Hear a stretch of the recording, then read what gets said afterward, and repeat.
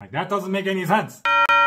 Use the military as a stepping stone. Hey everybody, nice to meet you. My name is Yoon Kim, and within my time in the military, I was able to build a multi-7-figure business and get paid multiple 6 figures. I get asked a lot how to start a business while in the military, so I'm going to be sharing with you what changed for me in hopes that it helps you in your journey. First, you need to change the way you're thinking and approaching business. Most of us were raised with the 9-to-5 way of thinking. Time is money, you get a set pay, you have a job, you do as you're told. If you do more, you're going to get potentially promoted. Safety and security of you and your family's financial future comes from the company, and your success is limited by the company. On the flip side, in the entrepreneurship world, starting your own business, knowledge is money. For example, there was a time where Warren Buffett charged $1 million for somebody just to have dinner with him. If I wanted 1 hour of Elon Musk's time to pick his brain, he's going to charge me a lot of money because of his knowledge, not necessarily for his time. Although his time is important, but his knowledge is a thing that makes his income level scalable. So in this space, you have to think, you have to create, and you make what you put in. The safety and security of your and your family's financial future is in your hands. Now, you can't fry an egg on ice. You can't play football with a feather. You can't succeed in business with a 9-to-5 mindset. There's a reason why there's that statistics out there that 90% of business owners fail in their first year because of that. Coming from a guy that had his own business in the past, an online supplement business, selling stuff on eBay, and also my own t-shirt business. What's worked for me and what I recommend is during your time in the military, if the entrepreneurship way is the route you want to go, is to first work with an established entrepreneur or an influencer. Now, I want you to understand in this realm, you're a 1090 contractor, right? You're not a W-2 employee. If you don't perform at any moment for whatever reason, the entrepreneur or the influencer can let you go. Now, ideally, you want to work with an entrepreneur influencer that you already know and like. I personally recommend targeting somebody with 500,000 or less following. They're typically easier to reach in person. The higher their influence, usually you're going to start talking to their manager or their virtual assistant, which is still good. Now, when you do that, there's 2 ways you can get a position with them. The first is naturally, as an influencer and entrepreneur grows on social media, they're going to be saying, hey, we're looking to hire somebody for X, Y, and Z position. If you're interested, apply at here or DM me this word, right? That's the first way. The second way, which I would personally recommend, is to DM entrepreneurs directly. Ideally, what you want to say is, hey, entrepreneur, influencer, my name is Yoon Kim. I really resonate with your message, with your mission, with the content that you're creating, and don't mean to intrude with a random DM, but just wanted to reach out to see if you have a position available within your team. Do that 100 times per week to 100 different people, and you're gonna get some type of position. Now, if there is a specific entrepreneur that you really want to work for, the key is to be consistent for a long period of time. As entrepreneurs and influencers are looking for people with grit, resilience, that is going to be a good addition, a strong addition to their team and their overall mission and vision for the company. And so if you only DM somebody once and that's it, it's like, cool, everybody else does that. Less people do it monthly for 3 months, even less people for 6 months, even less people for 9 months, even less people for even a year. But as long as you consistently follow up, entrepreneurs are looking in their DMs. They will be more impressed if you have consistently followed up for a long period of time than a short period of time. Now, in the online space, you do need to be wary of scammers. The 3 things to stay away from. Number 1, if you have to buy anything or buy a course to work with them. Number 2, if people reach out to you and they're typically from the Middle East or South Asia, although I'm sure there are good ones out there, I would steer clear from them. Number 3, during the interview process, if they give you a weird vibe, if it's some information doesn't make any sense, that's a warning sign. For example, if they say, hey, we have 20 people in our team and we make $10,000 per month. That's a warning sign. It's like, how do you feed 20 people with $10,000 $10,000 per month. Like, does everybody get paid like $500? Like, that doesn't make any sense. So during the interview, yes, they're asking you questions to see if you qualify, but it's also good to ask them questions. And also in the interview process, just be genuine to who you are. Don't be somebody who you're not. Entrepreneurs and influencers who know what they're talking about are able to figure that out very, very quick. If you don't have any experience, that's okay. The thing that we want to hear from you is to say, hey, I don't have any experience, but I'm very coachable and I love your mission and I just want to learn from you and be a part of this mission. That is actually a lot harder to find. To find people who are coachable and committed to the mission is actually a lot harder to find. And the type of position you may apply for may vary. It could be in sales, it could be in operations, it could be in marketing, it could be in delivery, it could be in finance, etc. In the beginning, expect to not get paid a lot in comparison to your time. The thing that is most valuable is the knowledge of how a business operates. How does somebody with influence operate a 6-figure business, a 7-figure business? How does somebody without any influence operate a 6-figure business and 7-figure business? What do I like? What do I not like? That is worth more than any stupid $20, $30 an hour. Being a part of a business that's doing $25,000 is okay. Ideally, you want to be with a company that's doing $100,000 in cash per month. And so when you are part of a company, learn as much as you can. That's where the true value is. Don't focus on the money. Focus on the skill sets that you are going to be developing. And being in the military, obviously your schedule is going to be a little bit messed up. So just over communicate to make sure everybody's on the same page within the business. And assuming you have been part of a business for at least 6 months, you're going to have a high level of knowledge as well as you're going to be making some type of income. The difference between somebody who is bound to succeed and bound to cap off is this. The money you make, you actually need to reinvest that back into yourself. The most important investment, the most important asset is not a real estate, it's not a stock market, it's not things to sell on Amazon FBA, it's in your freaking brain. Increase the knowledge in whatever particular field that you're interested in, whether it was sales, operations, delivery, etc. Eventually, you're going to get to the point where the entrepreneur you're working with has capped off, or the entrepreneur that you're working with is growing and you can continue on with their mission, or you decide to branch off to do your own thing. And that is the fun part, where you have the confidence in your knowledge that you can trade that for any amount of income that you're looking for with anybody else in the marketplace, and to also have your own business that you can run if you so choose to, by implementing everything that you have learned from the other company into your company. So it's already well structured. Hope that made sense. If you want more videos like this or more in detail, let me know in the comment section down below. Peace.